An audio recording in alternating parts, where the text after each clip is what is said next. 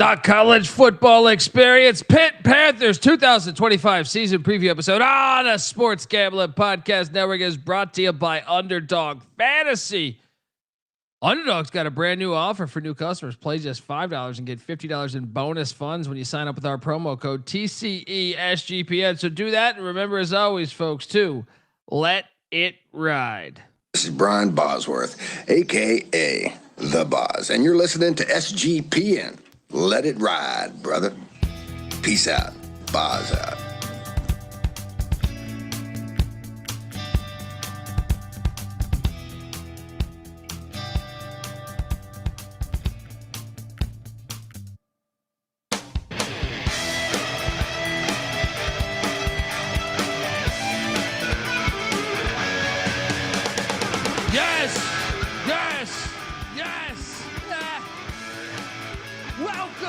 Welcome to the college football experience. Pitt Panthers 2025 season preview episode.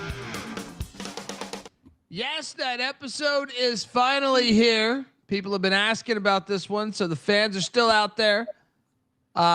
Just wanting Pitt Panther football. I know. YouTube.com/the college experience. We're in the wee hours. We're less than 5 days away from football being kicked off too. I cannot wait for football. Please limit the targetings. Kickoff, the real kickoff. Limit the pass interferences. Limit the roughing the quarterbacks. And we're home. All right. Yeah, please don't be little bitches. All right. That's all we want. We want football. Pitt, and by the way, Pittsburgh, the city of Pittsburgh, just knows about football. All right, which is why I'm surprised that they are down with this foo-foo NFL kickoff and all this other nonsense. That they comply. These fans comply. Rocky Blyer would not comply. All right. I know he's not a Pitt Panther, but he's a Pitt Steeler. All right. Anyway, folks, youtube.com/the college experience. We're not making a lot of sense. We're in the wee hours. All right. And if you're wondering who the hell you're listening to, my name is Colby Swing Database Dad, aka Pick Dundee. That's not a pick. This is a pick. He was raised in the land down under, where a man thinks on his feet, speaks with his fists, and lives by his wits. When Dundee happened, he was a superstar. He's the kind of guy that would drink a gallon of gasoline so he could piss in your campfire. You could drop this guy off at the Arctic Circle wearing a pair of bikini underwear without his toothbrush, and tomorrow afternoon he's going to show up at your poolside with $1 million smile and a fistful of pesos. We are here. Pitt Panther football. For me, as the neutral guy here, I love Pitt football. Cover your ears, Mac. Here's my thing, and I'll get to it. But first, I'm going to introduce my co-host, who it was in his contract that he had to do this show in the wee hours of the night, so no one no one he knew from college, from high school, no job. That Hostetler, you met Hostetler once. You don't want him seeing you. Don Nealon, I know you did a show with. You just don't want to see you on the Pitt Panther preview. And I respect that. That's how good that rivalry is, Backyard Brawl, which should be played at the end of the year, not the beginning. But give it up for former staffer at Austin Peay with the Governors, at South Carolina with the Gamecocks, and at West Virginia with the Mountaineers. Yeah. Give it up for Ryan McIntyre, a.k.a. Moneyline Mac. What's up, brother? Yes, we procrastinated long enough. Pitt Panther fans, make sure you go get the #1 SGPN shirt at the store. I brought it out just for you guys. Eat shit Pitt. I think I can read that. Let me see if my eat shit Pitt. No, I did not go to Akron. Okay. Mac tonight. Come on, make it Mac tonight. Buddy, we got so much to talk about. So much to talk about here, as I think I get it. You're a West Virginia guy, which, okay, you should hate Pitt. I believe in those rules, just like a Pitt fan should hate West Virginia. That's what makes the rivalry good. Not only should you hate, you should just despise everything. You see a West Virginia flag at your house party, you throw that shit down, you wipe your ass with it. I do believe you do that, right? So I love, from a bird's eye view, seeing this rivalry. I told you this before. It's like the Egg Bowl to me. Egg Bowl and Backyard Brawl have a lot of similarities to me. They're perfect for the sport. They're perfect for the sport. And that's how you can tell the real from the fake. You talk to like the TMZ people, they're like, well, and look, I love Ohio State, Michigan. I love the Iron Bowl. But if they're sitting there praising that, or UCLA, USC or something, which is still fun, and they don't know about the Backyard Brawl or the Egg Bowl, you can draw a line in the sand. That's all I'm saying. You can draw a line in the sand. I believe that the University of Pittsburgh has been too good as far as like producing American great football players. Now, the elephant in the room, which Mac will like, is I don't understand how they've never been better.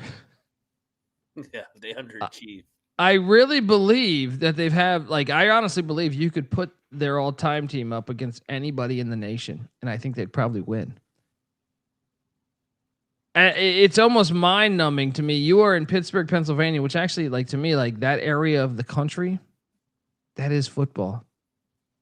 Joe Montana's from there. Joe Namath, not from Pitt, but from Pennsylvania. But Pittsburgh itself, the Pitt Panthers, Dan Marino, Tony Dorsett, Curtis Martin, Shady McCoy. They've had dudes. Larry Fitzgerald, Revis. Russ Grimm, Darrell Revis, Mark Stepnowski, Ironhead Hayward, Mike Ditka, Marty Schottenheimer, Sean Gilbert, Aaron Donald, Hugh Green. Tony Saragusa. Mm-hmm. You can go fucking on. Bill Fralick. You can go on and on and on about the great players that have come from the University of Pitt. Which is why I have to respect it, Mac. You don't have to because you're a West Virginia fan. You shouldn't respect it. Those are the rules. But me, neutral guy, I say, God damn, I love some of those players that came out of there. Right? Ironhead Hayward, that's my guy.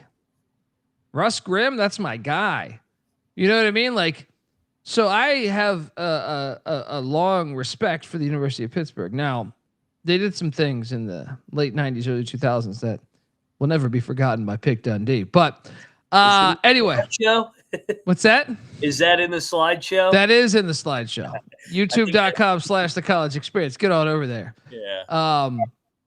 I don't know. Do we even say Larry Fitzgerald? I can't remember. There's so many greats. I'm probably forgetting 20 names. But let's get to this, man, because these Pitt Panthers and Pat Narduzzi. There he is. I do have Coach Narduzzi high up in my Royal Rumble rankings, just so you know.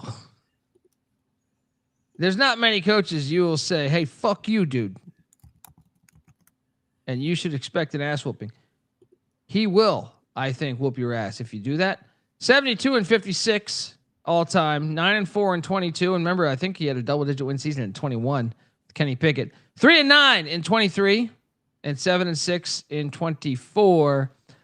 I did get a chance to sit down with to talk to Coach at least. But before I get into that, or let me see how fast I can upload this. I do like. Look, the in-game management at times can be shaky, but he's a football guy. First off, he calls the Redskins, which I love because they are the Redskins. Mm-hmm. Also, he's just a football guy. He's just like his family's football. His dad recruited Calvin Hill, Grant Hill's dad. You know what I mean? He's just a football guy through and through. So you got to love that about him.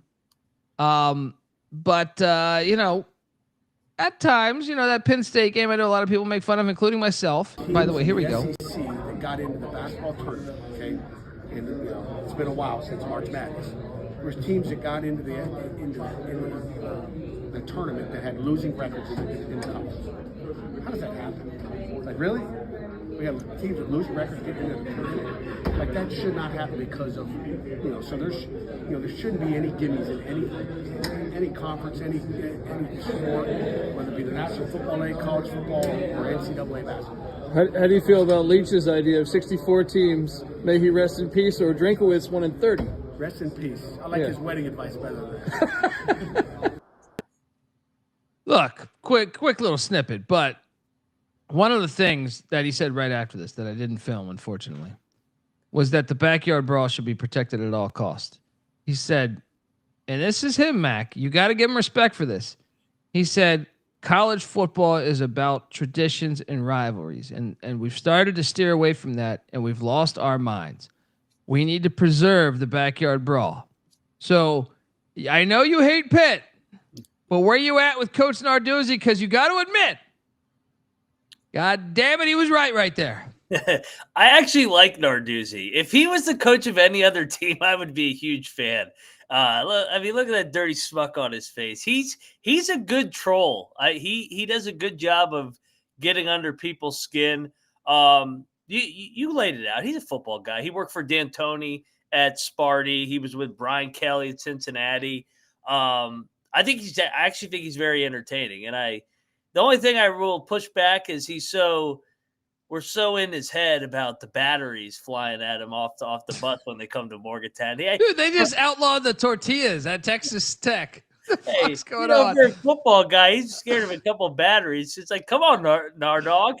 That's what they call him up there. So, I like Narduzzi, all things considered, as much as I can for a Pitt guy. I think he's entertaining. I just can't believe the Texas Tech. I saw one of their boosters who said, I donate. And he's like, my daughter got hit by a tortilla and it was not fun. And I'm like, it's a fucking tortilla, man. Come on, man. Yeah. How bad can that be? What is it? Wet? Is it raining and it hits your eye? It hurts a little bit, but come on. Eye infection from the salsa. Are they loading it up with salsa? That would be a little rough. Yeah, a little guacamole. That would be a little rough, actually. The more I think about it. He's right, though, dude. The Brawl's got to be played every year. At the end of the year and in the same conference, but at least right now, we'll take what we can get. Yeah, we hate each other, but we can't live without each other. We should play every year. Yeah, and if he's saying that to me, like, I this is why I like Pat Narduzzi as well. It's like he could pull a Signetti right now and say, no, that's a threatening game. West Virginia's got money. Rich Rod just landed there. Well, he wouldn't say that, but he could say, you know what? Whatever's on the schedule. Well, I don't even care. Athletic director, we could beat whoever. But he gets college football because his dad was a college football coach. He knows college football. This game should happen. It should happen every year, and it should happen in late November. I'll fight anybody on that. He's a pretty good football coach too. The Athletic did a good piece on him in, I think, June, maybe late May, that I didn't send you because I knew, you wanted to have it. Your number. I knew you wanted to have a good day, but Pitt, they did like some type of composite on recruiting and saying, hey, who does great with 3 stars? And they basically found out that like Pat Narduzzi does unbelievably better than anybody. Like the gap between Narduzzi and anybody else was gigantic on 3 stars becoming NFL players. It was actually even me that I feel like I live and breathe college football every day of my life. I was even taken back a little bit. I was like, damn, he does that well with developing talent. You got to give him credit.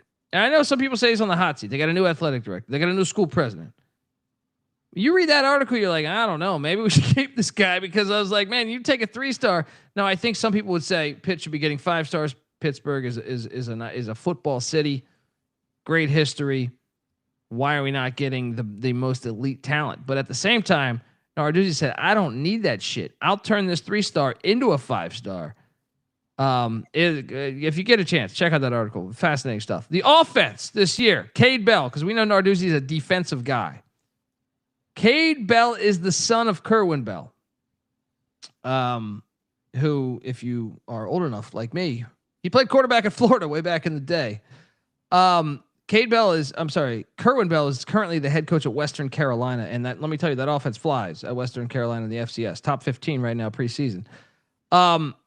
I was very bullish on this hire a year ago, and I did cash the over, by the way, on Pitt, barely. But Cade Bell in that offense, I was one to highlight Desmond Reed coming in.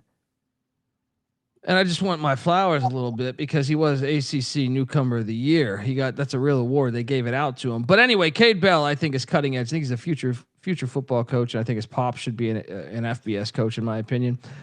Scoring offense, 31st in the nation, 85th in pass offense, 24th in rush offense, 44th in total offense. And I say this because Eli Holstein, their starting quarterback after 7 games, got dinged up. Top 50 offense where you didn't have your starting quarterback for some of that, and also just even when he played, it did not look healthy, almost like Pavi at Vanderbilt towards the end of the season. I think those numbers are pretty good, Mac. Are you surprised at those numbers? No, because I thought they hit the ground running early. I mean, they started 7-0, and you mentioned it. Holstein got banged up middle of the year, and I thought he played well early, and Reed's good. Reed's big time. So they return a bunch on the offensive side. So year 2 with Cade Bell. Let's see how this offense builds.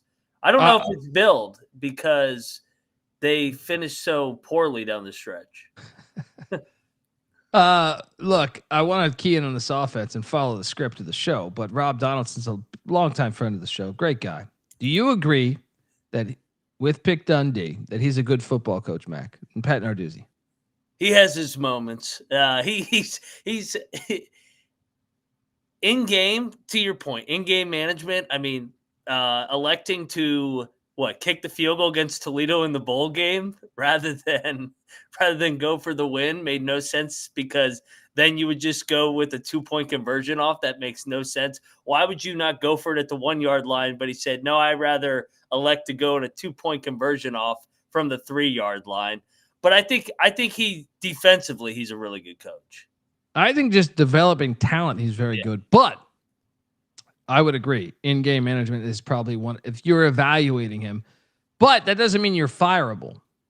Just because you're bad at one area, if I were the athletic director of Pitt, I'd say, how do we get better at this area, coach? Because to me, you're phenomenal in developing talent. And I like identifying this guy we can make good. That is, to me, why I do value his opinion with coaching. I think and that is kind of the definition of a coach in a way, is like, can you get the best of your player? Which I think he does in many instances. So, the offense though, back to Cade Bell, man, that was year 1. I think you saw it when they had Mark Whipple. Year 2 was the big year. But they do return Eli Holstein at the quarterback spot, former Alabama quarterback. Running back Desmond Reed, who I alluded to, ACC Newcomer of the Year. Kenny Johnson and Poppy Williams back at the receiver spot. And 3 of 5 on the offensive line with Cooper Bauer, and BJ Williams. Also punter Caleb Junko back as well. They hit the portal, and I'm very excited about this first one. Cole Gonzalez comes in from Western Carolina, who was a very, very good FCS quarterback. I will say this. Holstein had his moments of inconsistency. I'm assuming he's starting still because it's year 2 of that offense. But if he does get injured or if he does struggle, Cole Gonzalez has been in this offense for a very long time, and I think that's a very underrated transfer portal get. They also got Deuce Spann, the wide receiver from Florida State / Illinois. Kateris Hicks, a wide receiver from Louisville. Spann and Hicks are projected to start. Andy Jean is coming in also at the wide receiver spot from Florida. Tight end Justin Holmes from Marshall. And then on the offensive line, and this is where I do like what they did here too as well. Ty Bonko from Texas A&M. What do I always say, Mac? Anyone from the line of scrimmage? Bonko. Yeah, from A&M is a good get. Also, Keith Govea from Richmond. Why is that name familiar? Oh, Washington Redskin great linebacker Kirk Govea from BYU way back in the day, but played for the Redskins, was a beast, kind of a football family. I like that kid. He started a lot. Richmond's a good FCS program too. Joe Percy comes in from Michigan. Michigan on the line of scrimmage, they've been legit, man. And then Kendall Stanley on the line of scrimmage from Charlotte. I wonder that connection. Oh, yeah, Biff Poggi. He played at Pitt under Dan Marino on the offensive line. I could see the connection. I like what they did in the portal.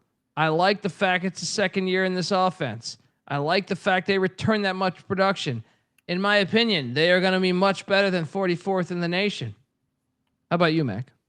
They should be. They should be. And they got a good ACC schedule that we'll lay out here. So, Cade Bell's a good coach, man. Coming over from Western Carolina, and he's got all that returning production. The offense should be good again in Pitt. I just like the fact that if Holstein struggles, you got a guy that's been in this offense for like 4 years. And I can tell you, that's an advantage, man. That's an advantage. Like, this dude lit up the FCS, Cole Gonzalez. So I was nervous because originally he was going to Oklahoma, and I was like, man, but this has got to learn a new offense.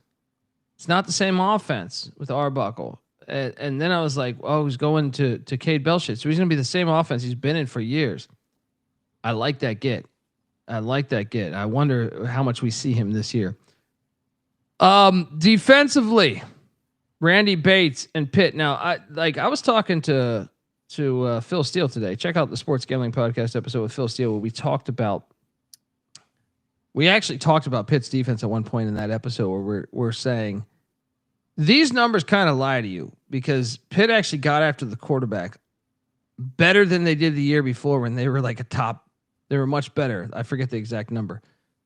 So in a way, you can actually make a case that these numbers are kind of fabricated, but 92nd in scoring defense, 122nd in pass defense. And that's one thing I did talk to Pat Narduzzi about. He was like, the pass defense was disgusting last year. That will not happen again under me. Right. Rush defense, 19th, 81st in total defense.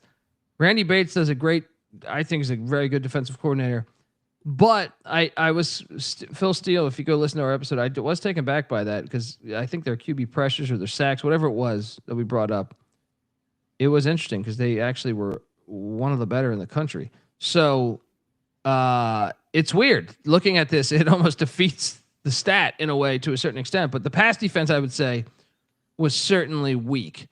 And I think coach would tell you that as well. They return both defensive tackles and Fitzsimmons and James, defensive end Jimmy Scott, and perhaps the best linebackers in the nation. I think they're in consideration with Raheem Biles and Kyle Lewis, actually, I think it is. Cornerback Rashad Battle and Javon McIntyre back at the strong safety spot. What a prick Javon is. Why would you ever go there? That is pretty. Yeah, that's the cousin right? I'm not claiming. Yeah. I mean, unbelievable. From Moneyline McIntyre to You're cut off, Javon. Yeah. Then in the transfer portal, they go out and they land Jaden Moore at the DN spot from Oregon. This dude's supposed to start. Once again, one thing I really value is his talent evaluation, specifically defense more than offense. Defensive end Blaine Spires from Utah State, Joey Zielinski Auto Parts from Eastern Michigan. All on the D line there. Cornerback Rashawn Murray from Penn West, California, Pennsylvania. The real ones know about Perry Kemp. Shout out to Perry Kemp. Cornerback Zion Ferguson from North Carolina. Safety Jaden Bonsu from Ohio State. And safety Kavir Baines Marquez from UC Davis, who's a top 10 FCS program, number 7, I think, preseason right now.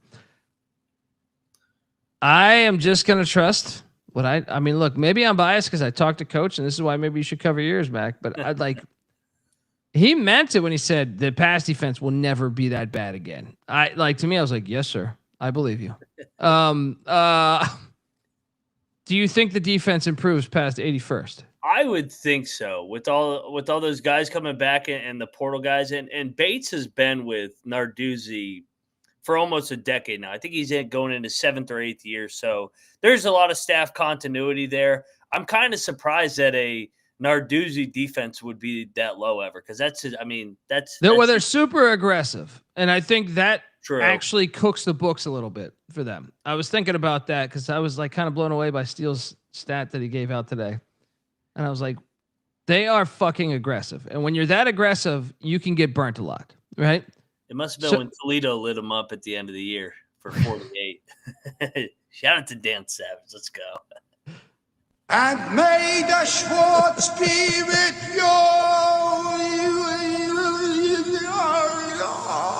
what a world, what a world. I do think, though, this is why stats you can never fully back. I mean, look, I do think the pass defense was bad, like for Pitt standards, but I also believe their aggression might have cooked the books a little bit in their pass defense. Yeah, I think there will be a lot better this year defensively. And I think retaining that much, another year in Narduzzi's system. He's a Mark D'Antonio guy, by the way. People don't remember Pat Narduzzi was the DC under Mark D'Antonio for a long time. My point is that they're all defensive guys. Like I truly believe, like I picture Mark D'Antonio or Pat Narduzzi like waking up, like they're asleep at like 3 a.m. and just rolling over, just goddamn why'd I go 3-4 there? Why what are we doing here?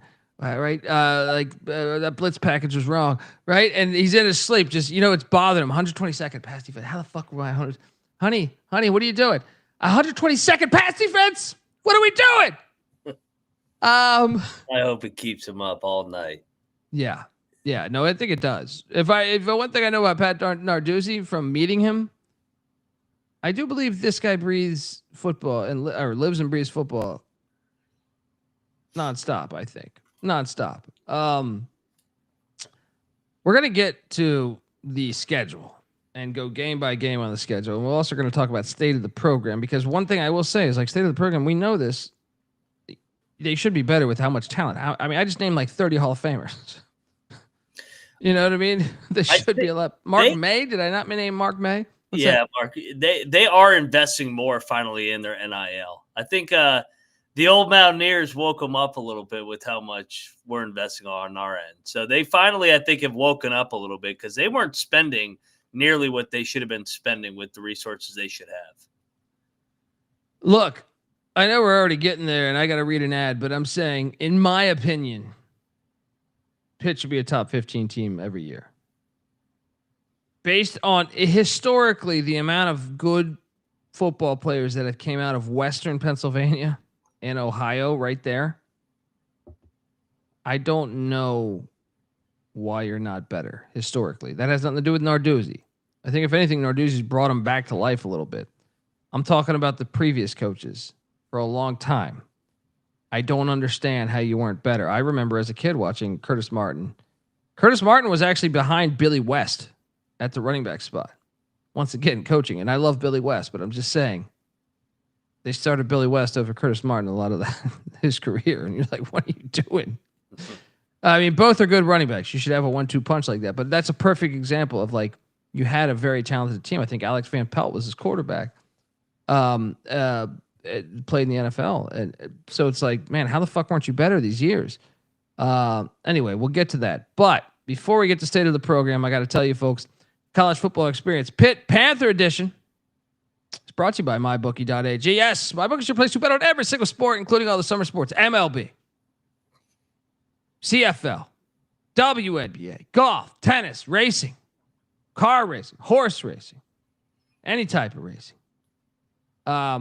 And of course, college football futures. I bet all that stuff, by the way. MyBookie accepts customers from a ton of different locations. You can easily deposit, get lightning fast payouts using crypto. Head on over to MyBookie.ag, and when you do, use our promo code TCESGPN for 100% deposit match. Or, I'm sorry, 100% bet back bonus. They changed that up on me. Muscle memory there. 100% bet back bonus up to $500. Terms and conditions apply. That's mybookie.ag, promo code TCESGPN. We're also brought to you by Rhythm. Yes, college football's back on Rhythm. Last season, Rhythm's predictive models had a 22% ROI on non-conference spreads, and they absolutely killed it on FCS totals. And guess what? Week 0 and week 1 last year, Rhythm was 16-4 ATS, 11.6 units up. I mean, unbelievable. Rhythm also has everything else: golf, WNBA, MLB, and the National Football League. So go to the app and make your own model live now. The predictions are live. What are you doing, folks? Get your free 7-day trial period today. sportsgamblingpodcast.com/rhythm. That's RITHMM. That's sportsgamblingpodcast.com/rhythm. All right. We are back, and one of the greatest tragedies, as much as I talk about the history of Pitt football and how much I respect the names that have come out of there, I do. And I'm even forgetting some. Hank Poteet. I remember Hank Poteet. Kevin Barlow. I mean, you can go on and on. They have great tradition, great history, but yet they elected to destroy their greatest history and tradition. And it is my opinion. There are two examples to me of just absolute and utter, like, just disbelief that this actually happened. One is the Orange Bowl being destroyed, which I believe you can argue is the greatest stadium ever when it comes to football. And two is another stadium I think you can argue is the greatest football stadium ever. I think I would give the Orange Bowl a slight lead. But Pitt plays at a stadium called Heinz Field. I know they changed the name on that. It's not even the name anymore. I know. And I refuse to believe this because, like, this is why I hate the NFL is you change your fucking name every 3 weeks. All right. And then you ask all your taxpayers to pay for a new stadium every 25 years. Fuck the NFL. I've always disliked them. Not always. Recently, the more I learned, I disliked. This is a 3 of 10, and I actually think it's one of the better NFL stadiums considering. It is. I think it's like a top 5 NFL. I think it's a top 5 NFL stadium. Yeah, right on the water. But I'm still giving. That's how bad the NFL stadiums are, in my opinion. Is like, it's like Lambeau, Soldier, Arrowhead, Heinz. I don't even think anything's close to them. What else is even close to that? I don't even. I don't even know what I would say for 5th. Maybe Lumen. Maybe Gillette. I don't know. I want to talk about this tragedy. Because, look, honestly, if you're comparing the two, which I'm not doing on this, I wasn't doing when I made these slides. If you're comparing the two, this is like a -10. But 3 to me is Heinz Field, I do believe, is one of the better NFL stadiums. But college football should never be played at NFL stadiums, in my opinion. So if you're grading it between the difference between their old stadium and new stadium, it's like a -10. Pitt Stadium is the greatest fucking thing, maybe. Look at this fucking stadium. And some idiot, and idiots plural, made the decision. If I was working construction, I would have quit the job. I'm serious. I would have been like, well, you want me to destroy that? I can't do that, sir. Sir, we're paying you, Dundee, to destroy the stadium. I just can't do that. This thing is fucking historic. It's beautiful. It's everything that is good with planet Earth and football. And you want me to fucking destroy that? I cannot destroy that, sir. Sorry. All right? I'll go destroy anything else in Pittsburgh. All right? Your fucking ex-wife's house, I will take a bulldozer to right now. Right? But I will not destroy this goddamn stadium. Right? Do you want an Eat Shit Pitt shirt too? Oh my God. Look at this gem. I can't believe they did it. I once a year, I rewatch that last game they played. It's just incredible that they made this decision. Like a group of human beings. This is how I know that evolution does not exist, is because these people said, guess what? I have an idea. We will no longer play on campus at this fucking Mecca. And we're going to go 30 minutes away and make our students go all the way to our shitty little NFL stadium right by the river. You got to cross a goddamn bridge. Oh my God. Somebody help me. Mike Ditka played here. All those guys, all those greats played at the stadium. Look at this stadium. It screams American football history. And some, few people made a decision to destroy this thing. And it is one of the greatest tragedies in the history of sport, in the history of the world, really. Like, I'll be honest. Like, the OJ shit was a tragedy, but this is way worse. You know what I mean? Like, this is way worse. You know what I mean? Like, at least OJ told that woman, I will kill you if I see you with another man again. Right? He gave her a warning. This one, it's like, come on. What are we doing here? Right?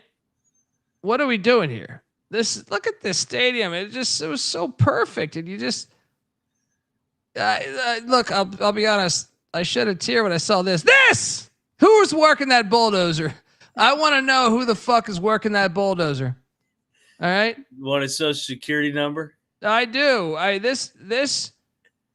guarantee you that had to be an illegal immigrant that had no idea that was going on. He was like, you want me to just run it into that wall? Okay. I don't know what the hell's going on. Right? Just pay me my money. I want to have a happy life. Right? But I'll destroy anything you put in front of my fucking face. Recorded. It's just so bad. Like, there's no way that's a football fan destroyed that.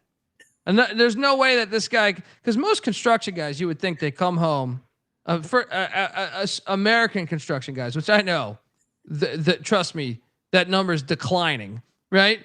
I believe that football and construction kind of go hand in hand. So there's no way they were like, hey, you're just going to destroy this thing. And they're like, no. Oh yeah, you sure? You guys, you should talk to your boss.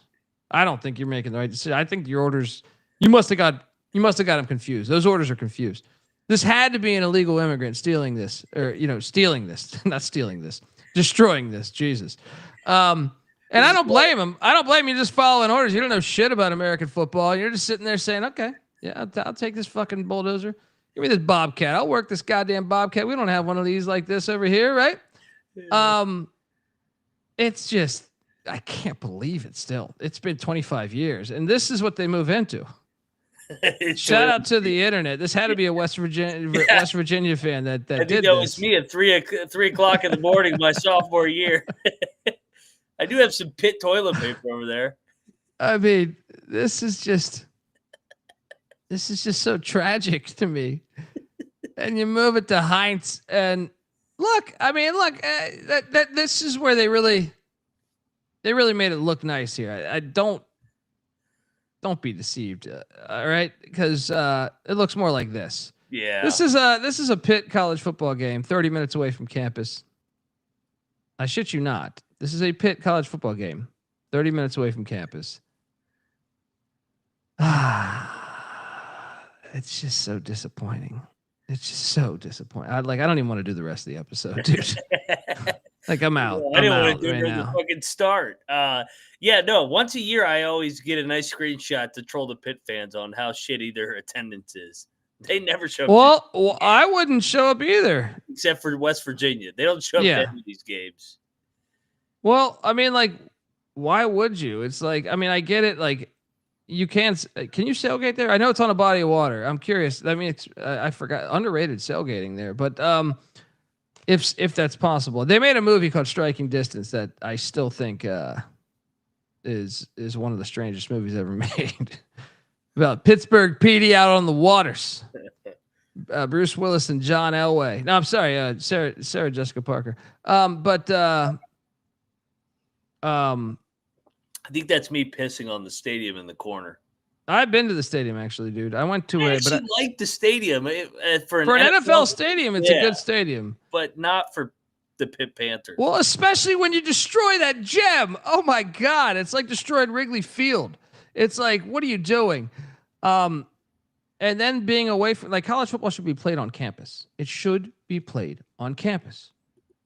When will they understand this? 99% of it, every time they strayed off, it never works out well. Has it ever worked out well? I would love to know UCLA's record since they've been playing at the Rose Bowl. right? I would love to know all these things. And I love the Rose Bowl. Don't get me wrong. At least they're preserving a great stadium by them playing there. But I like Miami and in Miami Gardens. They haven't won an ACC championship since then. There's Orange Chicken saying the Buffalo Bowl Stadium is better. I agree, because at least it's their own, right? That's a crowd for a Florida State game, by the way. Oh, right. This one, yeah. You can see the Florida State logo. Yeah. I mean, that's terrible. Well, I mean, you shouldn't play at a pro stadium. State of the Pittsburgh program. I'm going to say 6 of 10, and it has potential. Like I said, last year was deflating a little bit towards the back half of the season with the way everything went down. And you do have a new athletic director and new school president. So I do think it's a little bit slippery for Narduzzi, even though I think he's a good football coach. I'm going to say 6 of 10. Mac, let's see how honest you are right here. 1. You're never on the rise, Pitt. Eat shit, Pitt. I had to be honest. What do you think? I think you're being neutral here on the 6. I think they've had their better days. They've been a little bit up and down, but they do have an ACC championship in the last 5 years with Kenny Pickett. So it's not a horrible program, but it's not trending as up as the old Mountaineers, and that's all that matters. I love it. Love it. There we go. All right, let's talk about the schedule, man. But before we do that, I want to let the good folks know that the Pitt Panthers season preview is brought to you by Circa Millions and Circa Survivor. Yes, the world's greatest sportsbook. Circa Las Vegas is hosting the biggest world's pro football contest. Or the world's biggest. Did I say biggest world? Maybe it is the biggest world. Hi, how are you? I'm dyslexic. Circa Millions, Circa Survivor, and Circa Grandissimo with over $21 million in guaranteed prizes. You can't call yourself a true DGen if you're not competing in the Circa football contest. Come hang out with SGPN at the Circa contest weekend, August 21st to August 23rd. That is this upcoming weekend. Myself, Moneyline Mac here, will be doing live shows covering every single FBS and FCS game with deep analysis, predictions, high, over unders on the win totals, everything you could think of there for those games. So what are you doing? Live shows, open bars, plus we're going to get you 15% off your stay at Circa with the promo code SGP15. And folks, these contests are open for everyone. So sign up in Nevada, play from anywhere with the help of SGPN's official proxy. Go to footballcontest.com, use that promo code SGP to get $50 off those proxy fees. We're also brought to you by Underdog Fantasy. Yes, Underdog Best Ball Mania is happening all summer long, giving away $15 million in prizes, including $2 million to first place. There's no waiver wire, no arguments about trades. Best ball is the best way to play fantasy football, folks. So jump on over there, Underdog Fantasy. And they got a brand new offer for new customers. Play just $5 and get $50 in bonus funds when you sign up with our promo code TCESGPN. So do that and let it ride. All right. Here we go. Week 1. Oh, the Dukes. I do love this game. If you're going to schedule an FCS, at least do a regional game. You know what I mean? Like, I actually love this game on the schedule. I think this game is actually a good matchup. I mean, Pitt will win by a lot, but I'm just saying, like, this is good for the sport, I think. If you're going to play an FCS, you might as well play one right in your fucking city. Want to know. Go Dukes, 1-0 for Pitt. Shout out to the bet detective, CJ Sullivan. Week 2, Central Michigan, new head coach. Watch out. These directional schools, they got a history. Western beat them that one year. The year they won the ACC, Western Michigan went in there and got that dub. And no, it was not PJ Fleck's Western Michigan. It was Tim Lester's. 2-0 though for me. Yeah, they'll beat Central. They got their one Michigan school out of the way that one year. Yes, and week 3, here we go. Here we go. There's Pitt, West Virginia, the Backyard Brawl. One of the best, and Pat McAfee is right here. This game should be where College Game Day's at. Every time it's played, really. Honestly, like you can never do wrong with doing College Game Day at the Backyard Brawl, especially when it's in Morgantown. Sorry, Pitt fans. when you're at an actual college football stadium instead of that corporate shit you guys are in. It changes its name every 3 years. I have Pitt winning this though, Matt. Cover your ears. I thought you took the Mountaineers on the Mountaineer preview. No. This is what I said on the Mountaineer preview, and I even listened to it earlier today to make sure you got this. I said between this and Ohio, West Virginia will lose one. And I was being nice to you because I do think it's too early in Rich Rod's tenure. The timing, if this was at the end of the season, okay, you can convince me. But this works out since since the beginning of the season. I think it actually plays right into Pitt's hand. Although lit environment, and I do mean lit environment. The place is going to be on fire. Yeah. But I have Pitt 3-0, buddy. No. We are so in these jabronis' heads, man. They're going to be wearing their helmets coming off the bus, thinking about the batteries flying at them. They couldn't even sell out their road ticket allotment because they're so scared of Morgantown.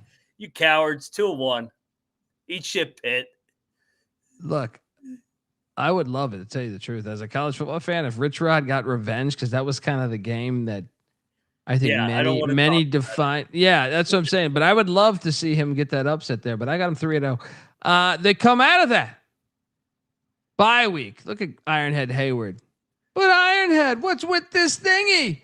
That's a football player. That's back. That's like that was peak football. That before all the rule bullshit started happening.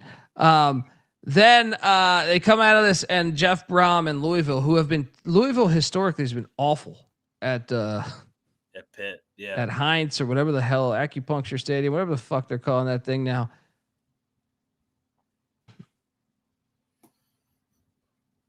That's a much needed bye week, I'll tell you that. What did I do in the Louisville preview? We took Pitt. That's what I thought. I just think Pitt's toughness, especially on the line of scrimmage, and how aggressive they are. See, I love Jeff Brom, but a lot of times he'll get like somewhat of a non-athletic quarterback that can fling the ball over the field. And when Pitt's physicality plays a role, they get pretty shook. Pitt 4-0 for me. Chat's right. Pitt loses the bye week. I like it. Good energy, chat. Yeah, I haven't bouncing back after getting just pepper sprayed in Morgantown. So 3-1 for Pitt. All right, then Boston College. Why am I terrified of this game? Get him, Bill O'Brien. Get him again. Oh boy. Pitt, Boston College. The Big East is back for a day. Give me Pitt 5-0. I don't feel great about it though. Especially after like a top 15 win with Louisville. Like this is just the fucking type of game he would lose. Oh yeah. Narduzzi game. Give me BC 3-2. They drop one where they're scratching their heads like Virginia last year. At home. I got them 5-0, and then they head to Saudi Arabia to take on Saudi Arabia State, aka Florida State, down in Tallahassee. This is an intriguing one because I have no idea what Florida State will look like, but I will take Florida State to beat Pitt. Although, here's one thing: Gus Malzahn runs kind of a gimmick ass offense. Yep. You give Pat Narduzzi time to prep for a. I do think Pitt has a formula to fuck with them, much like when they went into Clemson and beat Clemson the year that Clemson won the Natty. I just think it is an interesting matchup for Florida State. Like if anyone's just think this is an auto win for Florida State, I think Pitt has the bodies to fucking bang with Florida State. And then you're doing these little jet sweeps and shit. I don't know that shit flies against Narduzzi. Like when I think of Gus Malzahn, I think of just so many misdirection and maybe it works, maybe it doesn't. I'll take Florida State because they're at home, but I don't feel amazing about this one. How about you? I don't remember Pitt ever going down to Florida State. I'm trying to remember. This is kind of a newer ACC game. I'll go Florida State. I mean, I'm so torn on Florida State with everything. I hate both these teams. Obviously, I hate Pitt way more, but I can't stand Florida State either. I'll go Florida State 3-3. I got them. What, 2 losses now? No, 1 loss. No, just 1. Yeah. Yeah, 5 if they're and 1. undefeated. Well, they're not going to be undefeated going out of Morgantown. But if they, if they have 1 loss, they ain't going to win at Florida State. Yeah, if they're good. Then Fran Brown and company, back-to-back away. You go to that terrible. The only thing worse than Heinz Field in the ACC is the fucking Carrier Dome, or what do they call it now? Like the JRI Wireless Bob Costas Pink Eye Stadium. A little scared of this game too, but give me Pitt. Give me Pitt. Yeah, this is a toss-up. I'll have Pitt bounce back 4-3. I'm building up the heartbreak. I got him 6-1. You're gonna laugh at where I have a loss. Right NC here? State, the pussy peg, not this one, but this is sneaky. This is very sneaky, especially because Syracuse is like an old Big East foe. And then you got the pussy pack just riding on into town, striking distance style with Bruce Willis coming in on these power boats, probably. 7-1. Holy shit! What am I saying over here, Mac? I got to be in NC State too. 5-3, and they're talking about ACC Championship headed into November again, like last year. Pitt fans, who you got next? Now this I do have as a loss. What if I told you I have this game in my mind more losable than Florida State? Here it is. Pitt is at Stanford. You've seen Stanford. I think this is going to be a new trend, by the way. You saw Louisville when they were like top 15, top 20, lose at Stanford last year. It's just a stupid game. All right. And I know it's not Pitt's fault, but this is a fucking dumb game. And the fact that you don't have a bye week before it, you're going to go out to Palo Alto. No one on your team is going to be excited about playing this game. You're going to go in front of 2,500 fans. Andrew Luck will be dressed like a fucking war general, right? And you'll be sitting there saying, what the hell are we doing here in the Bay Area? I mean, we're not even in Cal Memorial Stadium, which is at least iconic and cool and stuff. And you're in San Francisco. Your bus probably got shat. I mean, you're in Palo Alto, but you flew into San Francisco. Your bus has got shit on its windshield wipers from homeless people just shitting all over it. And then you drive down to Palo Alto where they're hoity-toity. Everyone's wearing a fucking bow tie, except Andrew Luck, who's dressed like Ulysses S. Grant. And you're going to say, what are we doing? Pat Narduzzi is going to be confused. All right. He's going to be like, what's going on? So I think you guys are going to lose this game just because it's fucking dumb. It's just, you're coming in here just thinking we got the win. No one's there. I've been doing stand-up for my adult life. And sometimes you think you just got it. I remember going from LA to New York City, opening up for someone. And I was like, man, I just got this shit. Right. And then I got booked on the fly at this bowling alley in fucking Fredericksburg, Virginia. And I was like, I got this, man. I went there and I ate a steaming hot pile of shit. That because no one was there. You're hearing fucking strikes. You're hearing people selling fucking nachos and shit. And that's what I'm saying. You're out of your zone. You're out of your zone. And that's what you're going to feel like. That's what you're going to feel like when you're there. Someone's using the fucking grab machine and you see them. You're on stage telling a joke, but you just see them whiffing on this fucking stuffed animal. Right. And you're just like, God, I could get that stuffed animal, but I got to tell these jokes to these fucking idiots. But that's what Pitt's going to feel like in this spot. So loss to Stanford. Hey, I told you I'm going to build it up to break the Pitt Panthers' heart here. This is where the ACC Championship dreams come crashing down. Loss at Stanford. November nightmares come back for the old Pitt Panthers. 5-4. Dude, I feel like this is a more losable game than Florida State. Am I crazy? No, because of the time zone thing. The teams going out west suck. And I still feel like Florida State, you get amped up. If you're a player, fuck yeah, we're going to Doak Walker. I'm going to bring my A game. You're like, I'm going to the farm in Palo Alto. Where? Narduzzi coaching a game at Stanford. I can't wait to watch this. Oh man, then you come out of that, and yeah, those Stanford guys, they're gonna hate Narduzzi so much. By the way, like I can just picture like the school president or something, the chancellor of Stanford in his bow tie as Narduzzi passed by, like bust ass. You know, I can just picture him being like so judgmental. It's like, we let this guy in the Stanford Stadium. Who is that guy? But no, we got a bye week. Look at Dan Marino. I believe we even have his dynamic wife. Yeah, I think we even have George W. here. Dan Marino and his really dynamic wife. They might be at this next game. Then look, they come back home. And the Irish, I'm your leprechaun. Look, this is not a conference game, so it does not affect their ACC championship hopes. But I took Notre Dame, but I will say this: when I look at how Notre Dame's built, I could see Pitt fucking with them.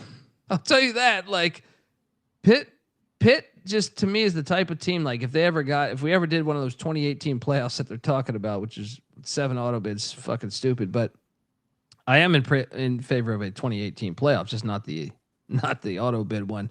I do think Pitt is they're just made up of guys that on the D line that are going to be good on the next level. So like I always think they have a shot when they play Clemson or Notre Dame or whoever. I'll take Notre Dame, but I'm intrigued by this game. What are you doing here?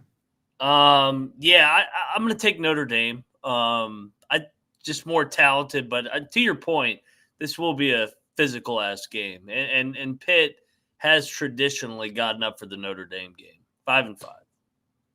There'll be a lot of Notre Dame fans at that. 5-5. He's got a 5-5. I got him 3 losses. Yeah. Right. So 7-3. Then a trip down to Bobby Dodd Stadium. Take on these Yellow Jackets. This is a sneaky game. Sneaky game. I got to win for Pitt. But this one is where I would say this is Bobby Dodd. In my opinion, this is like their biggest game of the season conference-wise. Because I do believe they'll be able to see the ACC championship from here. And Georgia Tech might be in that same spot. But I also think calling 74 quarterback powers against Pat Narduzzi might not work. So give me Pitt, but I think it's anyone's game. Anyone's game, in my opinion. I'll take the Yellow Jackets. The spiral continues. 3 losses in a row. 5-6. Then. Oh, what do I? No way. This is a lock. I'm telling you right now, this is a fucking lock. I know with game management, like they're gonna have a game management off here. This is gonna hurt the mind. But every 4th and 1 at your own 35 is a punt. I'm sorry, at the away team's 35 is a punt. But Miami boys on November 29th in Pittsburgh, right on that river. Fuck you. Lock. Pittsburgh moneyline play. Pittsburgh moneyline play. I have this team 9-3. You know, I kind of want them to spoil Miami's potential playoff here. So I'll have Pitt backdoor into a bowl 6-6 on the under, and everybody that has given out the over 6.5 wins will go, I can't believe Narduzzi didn't get us the over because we lost to fucking Stanford and Boston College. The Boston College one is a little slippery too, but eat shit, Pitt. Yeah. Look, the win to what? I mean, under. I'm way over this. If you've heard me on VSiN, this is no surprise. I am locking the over with Pitt 6.5 wins.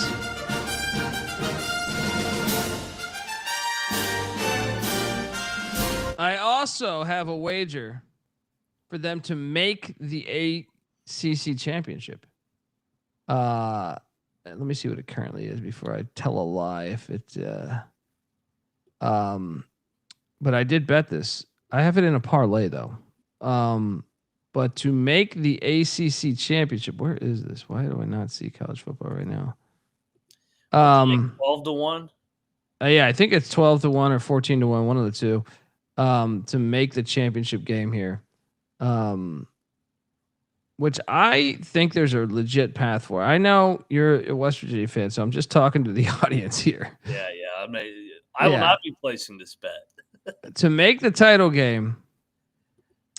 So I did a few different bets. I did Iowa plus 1,400 to make the Big Ten championship. Liberty is going to be in the Conference USA championship. So you just add that in there for like the cherry on top at minus 220. And then Pitt plus 1,500 to make the ACC championship. $50 will get you $17,000 and change, like 17,500 basically, like just shy of 500. And you could also add Boise State to that thing. You could have a lot of fun. But here's my logic, Mac. And I know you don't want to hear this shit, but I like this schedule, man. So Haynes King has been injured a lot in his college career. Right. So I love the fact you're getting Georgia Tech week 13. Has he ever had a completely healthy season? I don't think he has. Not last year, that's for damn sure. That's what I'm saying. And at Texas A&M, remember he got injured and they went with Calzada. That's what I'm saying. Like he's like, I don't know that he's ever had a fully healthy season. I love the schedule. Like to me, like you avoid Clemson. You get Miami in Pittsburgh at the best fucking spot you could possibly get Miami. Right? There's no SMU. So the two teams that made the championship game, Clemson and SMU, are not on the schedule. And the two other contenders, I would say, or three other contenders, I guess you could say Georgia Tech somewhere in there. But Louisville and Miami, you get at home. And Louisville happens to be historically terrible at Pitt. So there's no Duke either, which I have as a legit contender in the ACC. Who's the who's Belichick? They don't have Belichick. They don't have Belichick. They don't have Virginia Tech, which if it was at Lane could be tricky. I like this schedule. Well, you actually want Virginia on the schedule, but okay, can't be perfect. It is a good schedule to me, and I actually believe 3 losses. I think there will be a 3-loss team in the ACC championship game. Well, in your there was one last year with Clemson. I mean, they with the non-con, who's the two games, Notre Dame. They're going to lose to Notre Dame. Yeah, and they could lose it, and they're going to lose in Morgantown. So they could have 3 losses, and only one being ACC. But there you go. Or it could be West Virginia, right? And then, but look, they're going honestly, like I know that Stanford game, if they just take care of business, which they're not going to. But hear me out here. The last time, and I said this at the beginning of the episode, the last time you had Mark Whipple, year 1, they won 7 games. Year 2 in Whipple's offense, they won the ACC because that offense flew. Narduzzi getting Cade Bell. This would be year 2. I know Cade Bell will probably be fired after the year if they get to the ACC championship. But I believe that this offense is going to fly this year. And I think they have the quarterback depth and the offensive line depth this year to really make it tricky on all these fucking teams. Because Narduzzi's defense, I believe, will be aggressive and good. And if you mix an offense with that, we've seen it before. They can get to the ACC championship. It's worth the sprinkle, folks. It's worth. Look, the Georgia Tech game. I'm not saying that's for sure a win, Tech man. I'm just saying like maybe they lose to Georgia Tech, but they beat Florida State. I don't know. Like it depends the scenarios. Georgia Tech's a very good team, but they just run the shit out of Haynes King, which I love. But he is kind of an undersized guy, so it's like. That shit has taken a toll on him year after year. I feel like he's never plays a healthy full set of seasons. So, and Zach Piron, the backup, is now at South Alabama. So, I don't know. It's interesting. I'm on the over though, and I'm also sprinkling them to get to the ACC, not to win the ACC championship. I don't have them in my playoff, but Mac, you locking up the under? Yeah, by default. They'll find a way to fuck it up. They always do. That means. We've been doing these conference previews, and a lot of people have given a shit. But we have a battle. In one corner, Pitt Dundee saying H2P. In the other corner, Moneyline Max said eat shit, Pitt Dundee.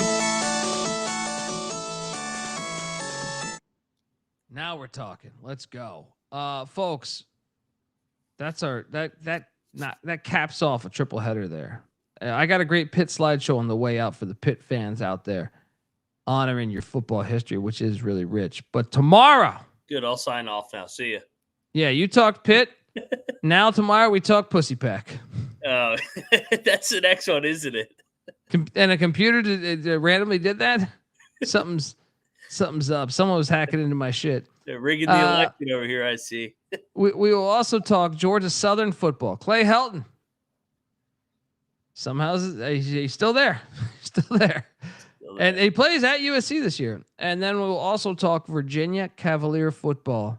An exciting day tomorrow.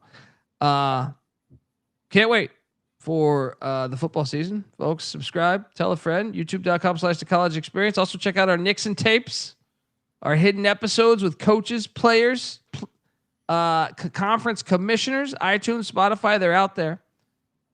Appreciate everybody and whoever took the bulldozer to Pitt Stadium.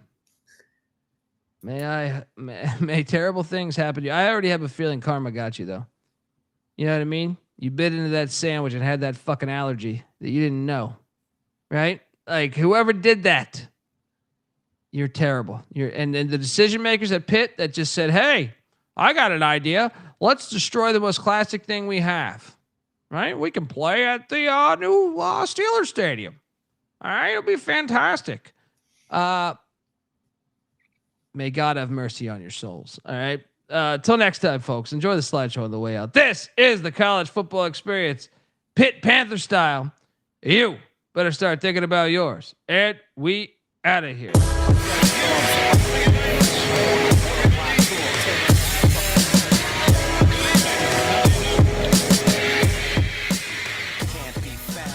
Off, so I can't be found. I'm on a worldwide tour, touring every fucking curtain down.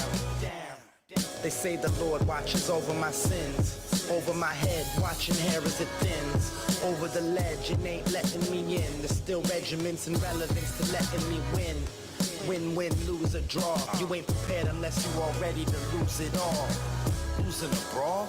Yeah, that's a ride day. Good friends know my Nina Hideaway. They came and went, but the riders stay. So it's like I won the lottery and can't be found. Until I resurface with the latest purchase. 33 and a third and 45 circles. You ain't got that shit. And I ain't 45 king. But on the beats, I've been doing my thing. I start the program and the doorbell ring. I gotta leave town to a place I can't be found. My celly's off, so I can't be found. I'm on a worldwide tour, touring every fucking curtain down. American dreams, lessons, and still they work. I guess the sand on the beach still was really dirt. Now I'm going home, flying over Rome at 30,000 feet. Like, damn, is that really Earth? I see the killers work on walls, familiar turf. Got a little school in graph, 101 was first. Got a little school in math, didn't really work. But put the numbers on the block and I make them hurt. Any block is my stomping ground where my people lay low so they can't be found. They don't wanna be, ain't from the crew, but I'm honorary. Liquid, solar sass, psycho harmony. Type of armory that's more than a shield. Type of armory's DeLorean steel. Type of warrior's ill. So true to my sound, but dig deep so it can't be found. My celly's off so I can't be found. I'm on a worldwide tour, touring every fucking curtain down. It's the revenge of our stealth, the intelligence plane. Bomber, a manifestation of karma. The far left, low keys, let it be. Listeners, whispering words of wisdom. Ghost dog, breathe in the shadow of leaves. Same darkness hides scribbling those crooks and deeds. Special forces, black ops. Bad brains, fishbone, black rock. Matter of fact, Chuck Berry and James Brown. But most of the true story can't be found. Unchained melodies inscribed to freestyle. I rock raw mosaics more potent with each style. Crack the system more open with each file. Upgrades and free hotels with these miles. Expansion team dilated peoples in town. If there's a better sound in it, can't be found. My celly's off so I can't be found. I'm on a worldwide tour, touring every fucking curtain down.